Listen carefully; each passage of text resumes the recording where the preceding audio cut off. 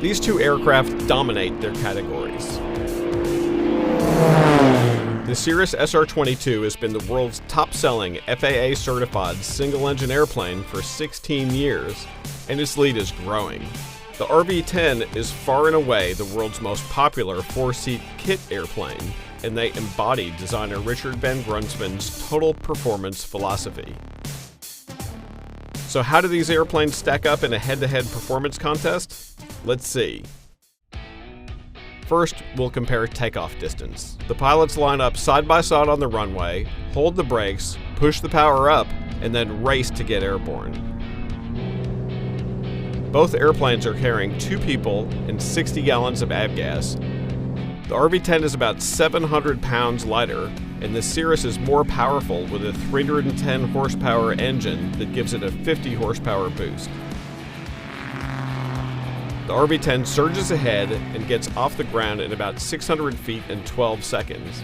That's a little more than half the distance of the Cirrus, which uses 1,100 feet in 16 seconds.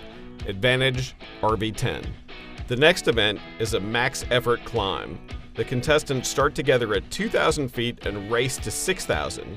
The lighter RB-10 has a slightly steeper climb angle and reaches the target altitude about 2 seconds before the Cirrus. But the Cirrus has a faster forward speed and pulls ahead in terms of distance. The result? A draw. Now for a flat-out drag race. The Cirrus and RB-10 move into position 1 mile behind the photo airplane at 9,500 feet and push the throttles wide open. Okay, ready to push it up. On the count of 3. 3, 2, 1, push. The contestants stay right together as they overtake the photo bird. Then they do it again, this time from 2 miles back. Once again, there's virtually no difference in top speed. The result, another draw. Next, it's time to see which airplane can fly slower. The 2 airplanes decelerate together with the flaps up, and the Cirrus buffets and stalls while the RB-10 keeps flying. On the brake at 69 knots. Then they do it again with the flaps down this time, and the result is the same. The Cirrus stalls first. Advantage, RB-10.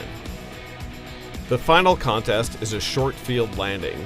A quartering headwind is gusting to 18 knots, so both pilots increase their approach speeds to account for the wind.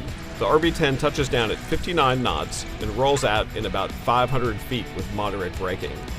The Cirrus touches down at 62 knots and rolls out in about 800 feet.